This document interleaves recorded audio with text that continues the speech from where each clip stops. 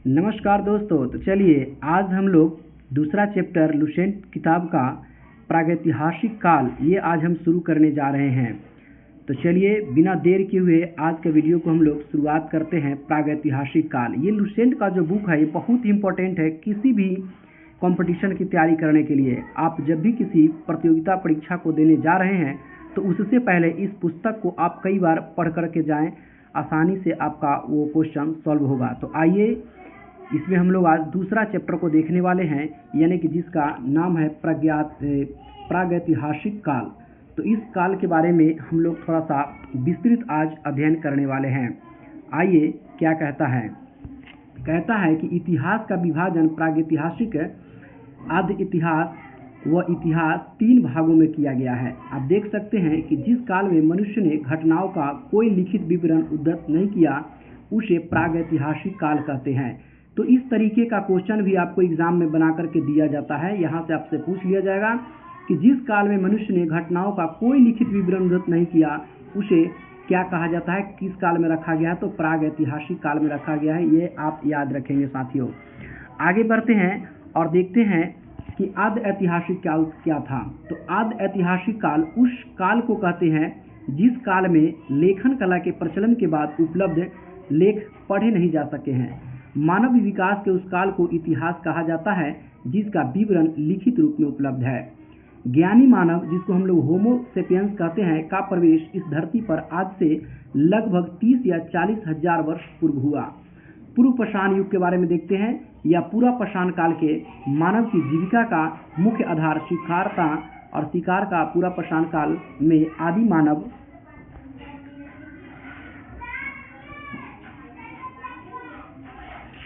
मानव की जीविका का मुख्य आधार शिकार था। शिकार पूरा पाषाण काल में आदि मानव के मनोरंजन के भी साधन थे। आगे देखिए दोस्तों, ये जो अगला लाइन है ये काफी इंपॉर्टेंट होने वाला है। यहाँ से क्वेश्चन हर एक एग्जाम में लगभग पूछ ही देता है। आग का आविष्कार पूरा पाषाण काल में एवं पहिए का नव पाषाण काल में हुआ है। ये प्रश्न आपसे पूछ सकता है कि आग का आविष्कार किस काल में हुआ है, तो आप याद रखेंगे पूरा पाषाण काल में। और पहिए का आविष्कार किस काल में हुआ है, तो नव पाषाण काल में। आप इसको अंडरलाइन कर लेंगे, नोट कर लेंगे, ध्यान कर लेंगे। चलिए आगे बढ़ते हैं। कहता है कि मनुष्य में अस्थायी निवास की प्रवृत्ति नव पाषाण काल में हुई तथा उसने सबसे पहले कुत्ता को पालतू बनाया। मनुष्य ने सर्वप्रथम तांबा धातु का प्रयोग किया। ये भी प्रश्न पूछा जाता है, आप इसको भी याद रखेंगे। और मनुष्य में अस्थायी निवास की प्रवृत्ति किस काल में हुई है, तो नव पाषाण काल में हुई है। और किस जानवर को उसने सबसे पहले पालतू बनाया, तो कुत्ता को। ये 2-3 क्वेश्चन आपसे यहाँ से भी उठा लिए जाएंगे सीधा सीधा। आगे देखते हैं क्या कहता है कि मनुष्य ने सर्वप्रथम तांबा धातु का प्रयोग किया तथा उसके द्वारा बनाया जाने वाला प्रथम औजार कुल्हाड़ी, यानी कि जो कि प्राप्ति स्थल अतिरंपकम था। तो ये भी प्रश्न यहाँ से पूछा जा सकता है कि मनुष्य ने सर्वप्रथम किस धातु का प्रयोग किया, तो तांबा का। और उससे जो बनाया जाने वाला सबसे पहला जो औजार था वो कौन था, तो कुल्हाड़ी था। तो इस तरीके से ये भी 2 क्वेश्चन यहाँ से उठेंगे।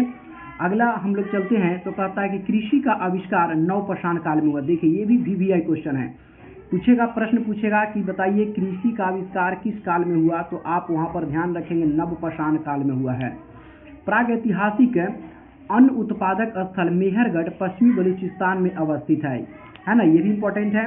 कृषि के लिए अपनाई गई सबसे प्राचीन फसल गेहूं थी, है ना। और पहली फसल में कह रहा है एवं जौ थी। लेकिन मानव द्वारा सर्वप्रथम प्रयुक्त अनाज क्या था, चावल था। देख लीजिए, कृषि के लिए अगर अपनाने की बात की जा रही है तो हम कह सकते हैं कि वो जो थी वो गेहूं थी। लेकिन सर्वप्रथम प्रयुक्त अनाज के बारे में अगर पूछा जाए तो वह चावल था।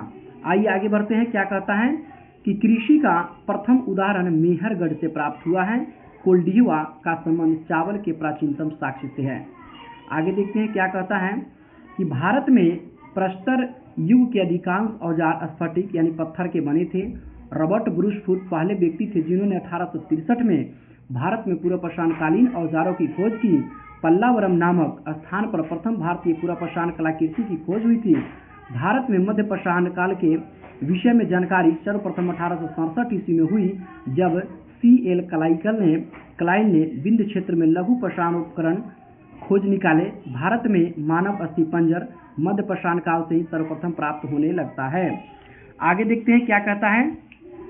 आगे कहता है कि भारत में नवपाषाणकालीन सभ्यता का प्रारंभ ईसा पूर्व 4000 के लगभग हुआ।